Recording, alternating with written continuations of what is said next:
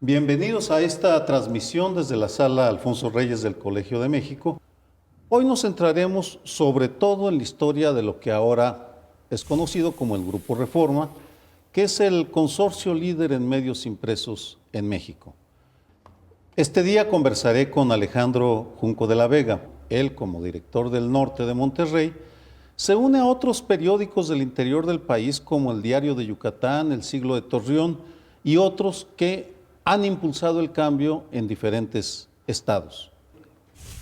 En el 2004 recibiste en España el premio Luca de Tena y en el discurso de aceptación dijiste una frase que me parece una buena forma de iniciar esta conversación. Si no hubiera sido por el apoyo de maestros tan entrañables como la doctora Mary Garner, la historia de nuestra nación quizá no se hubiera desarrollado de la manera como lo ha hecho. ¿Quién es Mary Garner y qué papel jugó en la historia del norte, de Reforma y del país? Bueno, la doctora Garner fue una maestra en la Universidad de Texas en Austin, donde yo estudié. Y cuando yo regresé a Monterrey en el 69, después de haber estudiado periodismo, me di cuenta que necesitaba alguien de mucho más habilidad que yo para tratar de enfrentar algunos de los problemas que yo veía en la redacción del periódico El Norte. Y bueno, pues me di a la tarea de junto con la doctora Mary Garner, echar a andar un programa educativo que se vio en aquel entonces como una especie de camino largo hacia el desarrollo profesional, hacia la clarificación de nuestro rol en la sociedad. Y pues a la postre para mí resultó ser el cortacaminos hacia el desarrollo profesional, hacia saber exactamente cuál es y cuál no es nuestro papel en una sociedad democrática. El tema fundamental fue que ella nos ayudó inicialmente a cambiar las reglas de juego en la ciudad en cuanto a prácticas de periodismo, en cuanto a separar la función periodística de la comercial, generar una barrera china entre la parte de la comercialización, de la venta de publicidad, de la parte periodística, de la parte de credibilidad, de la parte profesional. Y eso pues es algo que me ha dado mucho orgullo porque siento yo que en esa polarización que ha existido en nuestro país de la prensa o misionaria o mercenaria, nosotros encontramos un camino que es el camino de ser profesional. Hace unos minutos hablabas del periodismo mercenario y creo que es una realidad que en México hay corrupción en la prensa. ¿Cómo ha logrado el Grupo Reforma controlar o evitar que sus periodistas, sus reporteros se corrompan? Hace muchos años aprendimos de un gran psicólogo una cosa que a mí se me hace muy certera: el sistema rige la conducta. Y cuando el sistema es el que no tranza, no avanza, todo el sistema lleva a las personas, los encamina a tener ese tipo de comportamiento. Yo creo que en lo que nosotros trabajamos mucho, ¿verdad?, es en clarificar cómo para una sociedad es totalmente disfuncional tener reglas de juego de ese tipo.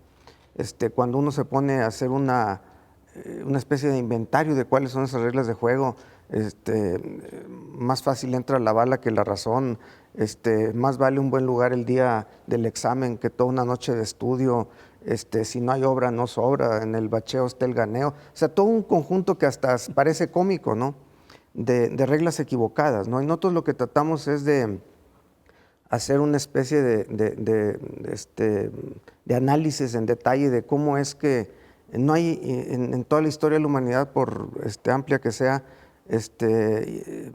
éxitos de civilizaciones basadas en la mentira, en la trampa, en la deshonestidad. A largo plazo nos hacemos harakiri y creo que al menos los periodistas nuestros tienen una especie de base filosófica para decir, ¿sabes qué? Esto a largo plazo no funciona. Nosotros tenemos una misión importante que cumplir y si lo hacemos bien y otras instancias hacen su parte bien, eventualmente vamos a hacer una herramienta pro civilización y eso es pues lo que nos motiva. ¿Cuáles son los criterios del Grupo Reforma? Porque me puse a revisar las giras de los presidentes de manera aleatoria y encontré que ningún directivo viaja con el presidente de la República. ¿Es algo deliberado? Sí, nosotros compramos nuestros boletos de avión, nosotros vamos a los partidos de fútbol con nuestros propios medios y tratamos de hacer hincapié en nuestra neutralidad, en nuestra independencia. Queremos ser muy claros en cuanto a que somos profesionales, queremos mantener una distancia saludable entre nuestras fuentes de información y nuestros periodistas y la institución. Hemos tenido que predicar con el ejemplo en cuanto a que institucionalmente, por ejemplo, no se puede comprar la credibilidad de un periódico del Grupo Reforma. O sea, no está en venta nuestra credibilidad, lo que está en venta es un auditorio en las páginas de publicidad para quien lo quiera aprovechar, ya hay una separación muy grande entre las dos, y esto se hace institucionalmente, pero también a nivel personal. Reforma se enfrenta a la Unión de Voceadores para comunicarse directamente con la sociedad.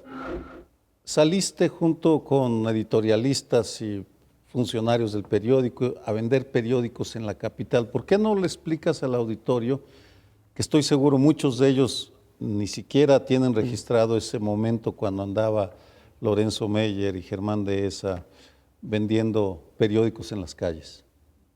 Bueno, había dos impedimentos por los cuales un periódico como El Norte en Monterrey, que ya había tenido un éxito importante en su desarrollo profesional, vería como un paso siguiente de desarrollo profesional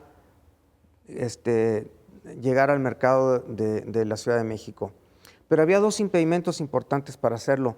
Uno tenía que ver con la existencia de PIPSA, la productora importadora de papel, un organismo gubernamental que desde el viernes 21 de agosto de 1935 se fundó y desde aquel entonces hasta el año 90 tuvo como misión controlar la fabricación y distribución de esa apreciada materia prima que es el papel con el que se imprimen los periódicos y revistas. Por ahí en octubre del 89 hubo una asamblea de la Sociedad Interamericana de Prensa en Monterrey y uno de los temas, para variar, para mí, era el tema de la PIPSA. Como preámbulo de la asamblea, el periódico El Norte era anfitrión y hubo una cena en mi casa en donde convoqué a todos los directores y dueños de periódicos que habían sido objeto de visitas del presidente Salinas para hablarles de la apertura, para hablarles del Tratado de Libre Comercio, etcétera, y un poquito con los antecedentes de que por qué la excepción en el tema de papel periódico, por qué mantener ese control cuando todos los demás productos se estaban abriendo. Y bueno, pues fue una cena, digamos, de mucho... ¿Estaba el presidente? Estaba el presidente en la cena, sí. Un poquito de mucha pregunta sobre ese tema, ¿no?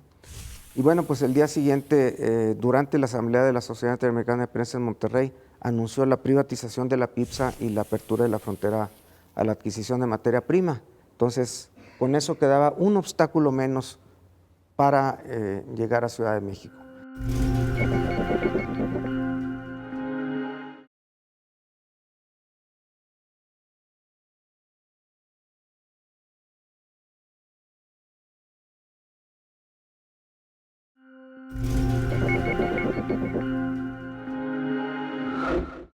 Seguía otro obstáculo que era el tema del monopolio en la distribución de periódicos y revistas en la Ciudad de México que ejercía la Unión de Voceadores.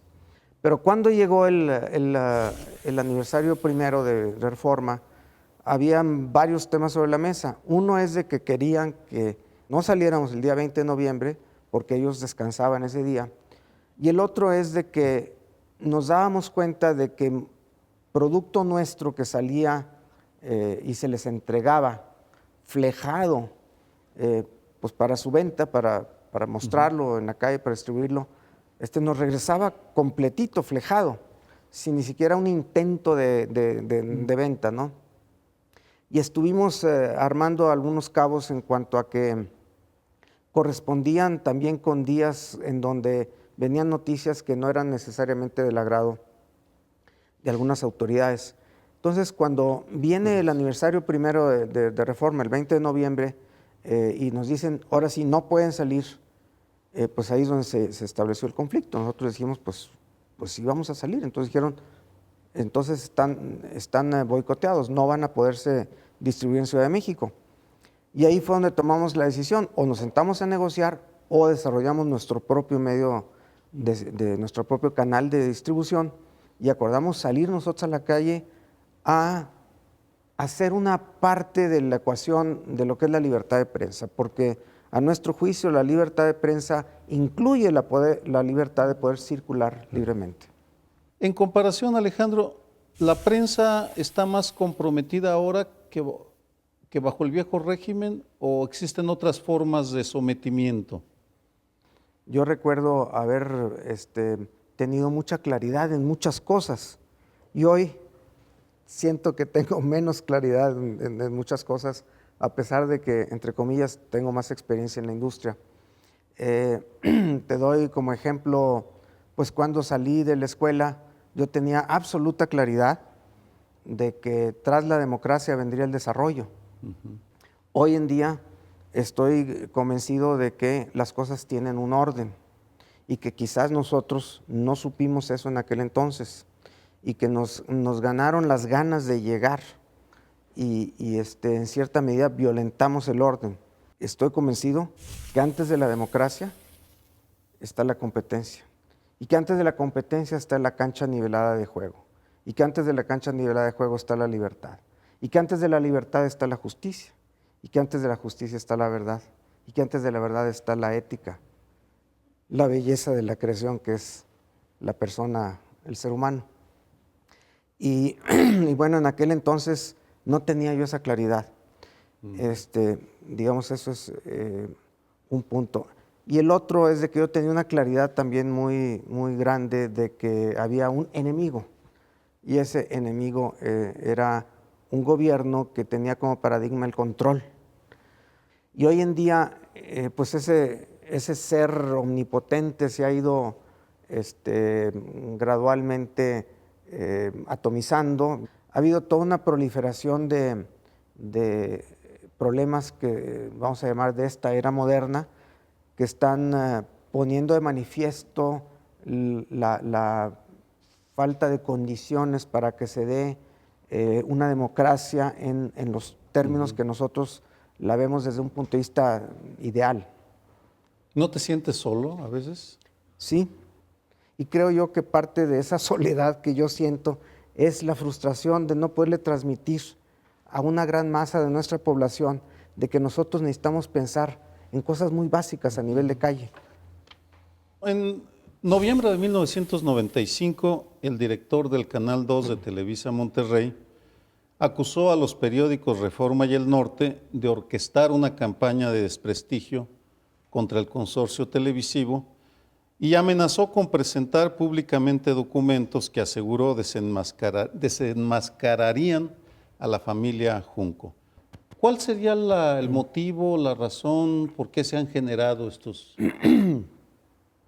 Bueno, pues hay una concepción diferente de en este caso Televisa y de nosotros sobre en qué constituye el uso del espectro público y cuáles son las formas aceptables de utilizar un bien común como es el espectro público, en este caso de televisión. Creo que en cierta medida la misión que ellos va más allá del periodismo, va a todo tipo de negocios, casinos, telecomunicaciones, bancos. Y bueno, pues esa concepción diferente del mundo nos hace con frecuencia caer vamos a llamar, caerles mal y estar constantemente ellos pensando qué pueden hacer para restarnos credibilidad, patente moral, clientes, lo que sea. Y bueno, pues este tema no creo que vaya a terminar, porque nosotros, pues, ¿cuáles son nuestras opciones? No criticar a ciertos presidentes de ciertos partidos, no intervenir en los asuntos de ellos que tienen que ver con la vida pública, caer en el silencio o simplemente hacer lo que hemos hecho, que es no renunciar a nuestro derecho ni abdicar a nuestro deber de estar reflejando temas de la vida pública que tienen que ver con ellos.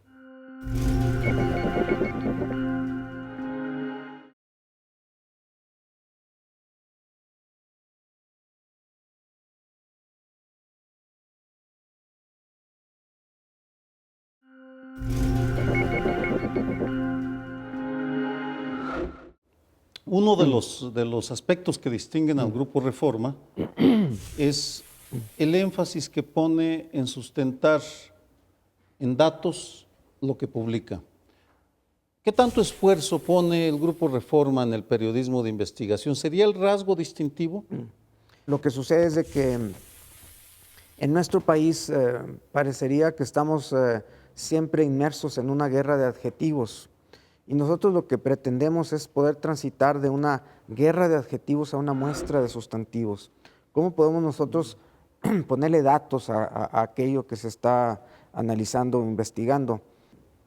Lo que tratamos de hacer es poder generar periodismo de gran valor, que tenga la capacidad de tomar una solución o un tema complejo y a través de la investigación y de la obtención de datos, poderlo poner en el nivel que es, ¿no? Y aquí parte del problema es de que algunos de estas revelaciones interfieren con algunos arreglos o campañas de imagen que tienen medios de difusión con determinado partido político, con determinado candidato. Entonces, al nosotros poner aquello al descubierto, tenemos una alteración en otro frente a otros compromisos que hacen con medios de comunicación. Entonces, ahí se origina otra parte de la fricción que se da entre las televisoras y Grupo Reforma. Grupo Reforma está cada día en medio del ojo del huracán porque informa permanentemente detalles sobre el crimen organizado. En el 2008 te viste obligado a sacar a tu familia de México. ¿Por qué? Vamos, es que enviaste una carta al entonces gobernador, Natividad González Parás, es una historia conocida, pero el auditorio a veces no se da cuenta los costos sociales que se pagan por revelar verdades incómodas. Bueno, y no se da cuenta del sufrimiento humano también que lo acompaña. Pues aquí parte de algo muy práctico, ¿no? Es mucho más difícil proteger una familia numerosa que una persona en lo individual, que sería yo. En este caso, yo tuve que tomar ciertas medidas, otros directores tomaron otras medidas, editores, hubo quien se cambió de una casa a un condominio vertical, alterar rutinas, el tema del anonimato, el tema de estar siempre cambiando de fuentes. Tenemos también una realidad que hacia el interior de la sociedad hay una especie de dilema. Por un lado, personas que nos dicen ya no estén publicando tantas cosas, es malo para la economía, es malo para los negocios, es malo para la inversión, es malo para la psicología que está atada a la economía, es malo para ustedes en lo personal, se están exponiendo, o sea, volteen para otro lado. Y por otro lado, pues una especie de idea libertaria de la libertad de expresión a la cual yo en lo personal me adhiero, que supone que los problemas no es suficiente reconocerlos, hay que visibilizarlos y hay que de alguna manera provocar que la sociedad genere una reacción de una insatisfacción positiva que pueda llevarnos a tomar acciones, a provocar un cambio que nos dé otra dinámica. Muy bien, pues ha sido una conversación creo bastante rica. Ahora, algunas preguntas. ¿Cómo ha afectado el narcotráfico al el poder publicar distintas noticias dentro del periódico? Recientemente nos invitan a un periodista, a un reportero nuestro, para mostrarnos cómo son muy estrictos en la aplicación de la ley y presenciamos la clausura de un establecimiento que está incumpliendo cierta normatividad en cuanto a publicidad exterior. Llegamos con los inspectores del municipio, llegamos con nuestros periodistas y durante aquel levantamiento del acta sale una persona del interior con unas palabras de este tamaño, diciéndonos qué diablos estamos haciendo ahí. Se mete, hace una llamada por teléfono, 3 minutos después llegan unas camionetas, se bajan unos tipos con ametralladoras, al piso, periodistas, inspectores, etcétera, nos quitan cámaras, grabadoras, laptops, celulares, identificaciones, etcétera. Si ustedes se vuelven a parar aquí, 10 kilómetros a la redonda, están muertos y sabemos dónde viven sus familias también. Pues estas personas llegan a la redacción a decirnos, oigan, no solamente no queremos que salga esto, nuestras vidas están de por medio. ¿Cómo se soluciona esa problemática? O sea, ¿en qué libro veo yo la respuesta correcta? Entonces, hay una serie de dilemas que se nos han presentado, que los solucionamos de una manera muy imperfecta, muy criticable por todos ustedes, pero no tenemos una otra opción. Es decir, es una realidad para nosotros totalmente sorprendente, inédita. ¿Qué es lo que hace diferente a Reforma? ¿Por qué leerlo a él?